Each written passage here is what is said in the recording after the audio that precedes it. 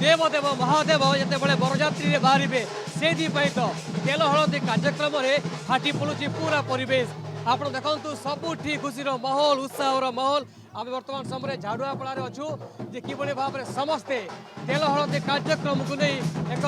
उत्सवर माहौल देखा मिली जिते बर पिता घरे बर्तमान समय चली पूरा खुशीर माहौल सेलिब्रेशन एवं खूब कम समय मध्य देवदेव महादेव एठार बरजात्री बाहर से तो लोकों मध्य केते खुशी अंचलवासी मध्य केते खुशी स्पष्ट भाव में बाहर पड़ी एवं जिते हाथ में कम समय अच्छी खो देवदेव महादेव को पाई खूब शीघ्र पाई अनेक कार्यक्रम अच्छी आज बरजात्री बाहर प्रतिक्रिया टी नेबा कारण ये सुजोग भाग्य थे जाए मिले नानी पहला नमस्कार मनस एते खुशी कि हम नाचर जरी पड़ कि हमें बहुत खुशी अच्छे माँ मौसी मैंने बहुत खुशी अरे सब वर्ष आम टाके दिन कि 10 वर्ष एंता बहुत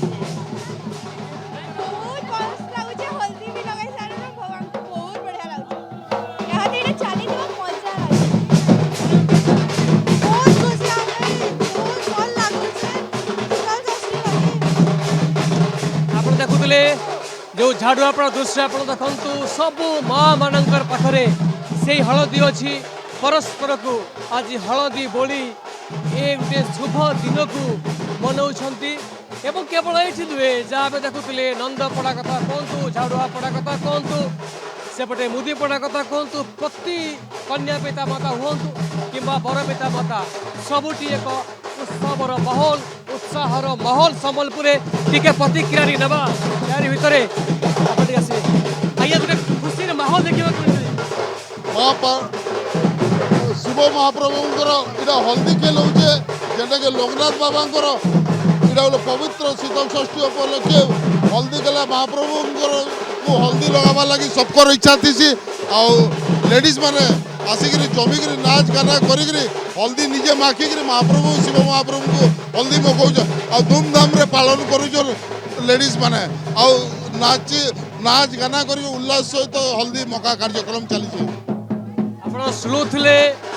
सभापति प्रतिक्रिया जो भाव में खुशीर मुहूर्त को मनोभरी बिंदास पादरे पाद मिसई उपभोग करुँच यार भितर खूब कम समय मध्य बरजात्री बाहर